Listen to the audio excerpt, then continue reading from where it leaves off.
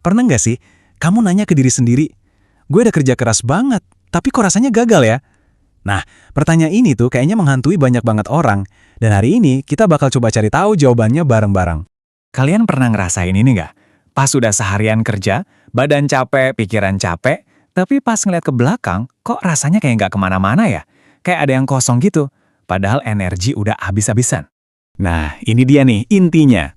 Dari kecil kan kita selalu diajarin kalau kerja keras itu kunci sukses. Tapi, gimana kalau itu cuma setengah dari ceritanya? Karena faktanya, kerja keras aja tuh nggak cukup. Ada kekuatan-kekuatan lain, ya dari luar, ya dari dalam diri kita sendiri, yang seringkali kita nggak sadar. Oke, sekarang kita coba bedah lebih dalam lagi apa yang namanya paradoks pekerja keras. Ini fenomena yang umum banget kejadian, tapi jujur sering bikin bingung. Jadi apa sih paradoks pekerja keras itu?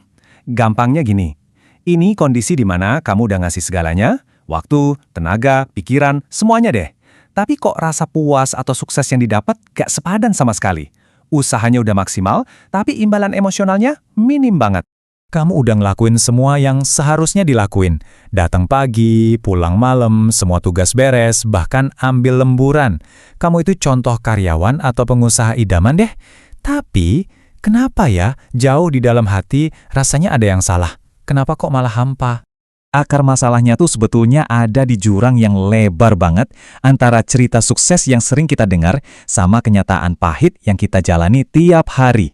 Coba deh inget-inget, dari kecil kita kayak dikasih peta sama lingkungan sekitar kan? Sekolah yang bener, dapat kerjaan stabil, beli rumah, terus pensiun dengan tenang. Jalurnya kelihatan lurus dan jelas banget.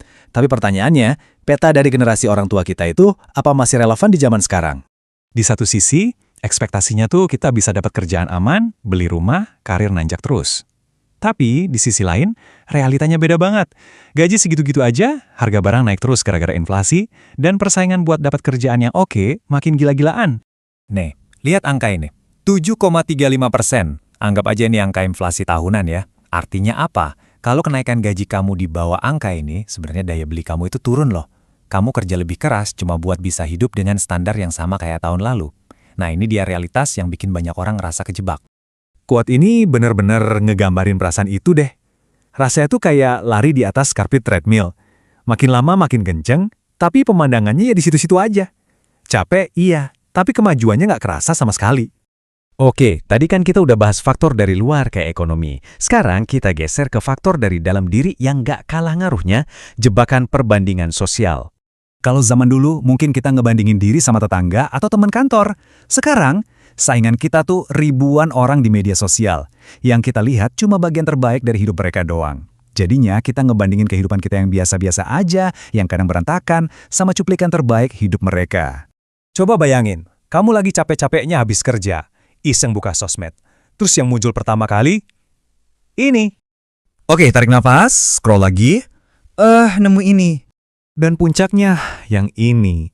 Rentetan pencapaian orang lain ini rasanya kayak nyerang kita secara personal kan? Nah, abis ngeliat semua itu, otomatis kan muncul pertanyaan di kepala. Kok hidup orang lain kayaknya sempurna banget ya? Kenapa rasanya semua orang lari kenceng, sementara kita kayak jalan di tempat? Dari situlah mulai muncul perasaan gak mampu dan ketinggalan. Oke. Cukup ya bahas masalahnya. Kita udah bedah dari berbagai sisi. Sekarang kita putar haluan. Dari yang tadinya cuma mendiagnosis masalah, sekarang kita cari solusinya. Kita bicara soal gimana caranya biar kita bisa lebih berdaya. Nah, ini dia titik baliknya. Kalau definisi sukses yang lama itu udah rusak dan cuma bikin kita ngerasa gagal, solusinya bukan kerja lebih keras lagi di dalam sistem yang sama. Bukan. Solusinya adalah kita bikin aturan main kita sendiri. Terus gimana caranya? Ada 4 langkah simpel yang bisa kita mulai. Pertama, kenali nilai-nilai inti kamu. Coba tanya ke diri sendiri, apa sih yang benar-benar penting buat kamu? Bukan buat orang tua, bukan buat teman, tapi buat kamu. Apa itu waktu luang, kreativitas, atau mungkin ngebantu orang lain? Anggap aja ini kompas baru kamu. Kedua, rayakan setiap kemajuan. Nggak peduli sekecil apapun. Sukses itu bukan cuma soal garis finish, tapi soal setiap langkah kecil yang kamu ambil ke arah yang benar. Ketiga, pilih pengaruh di sekitar kamu. Beraniin diri buat unfollow akun-akun yang bikin kamu ngerasa kecil atau iri. Lingkungan digital kamu harusnya mendukung, bukan malah ngejatuhin. Dan yang terakhir, ini yang paling penting. Bandingkan diri kamu ya sama diri kamu sendiri. Satu-satunya perbandingan yang sehat itu ya diri kamu hari ini dibandingin sama diri kamu yang kemarin. Ini cara pandang yang bisa ngubah segalanya loh. Sukses itu bukan tujuan akhir, bukan tempat di mana kalau udah sampai sana semuanya beres. Bukan. Sukses itu adalah sebuah arah, memastikan kalau setiap hari, langkah kita sejalan sama apa yang benar-benar penting buat kita. Jadi sebagai penutup, saya nggak akan kasih kesimpulan. Saya mau kasih satu pertanyaan buat kamu renungin. Coba deh, lepasin dulu semua ekspektasi dari orang lain. Lupain semua perbandingan di sosmed. Sekarang, coba tanya ke diri kamu sendiri.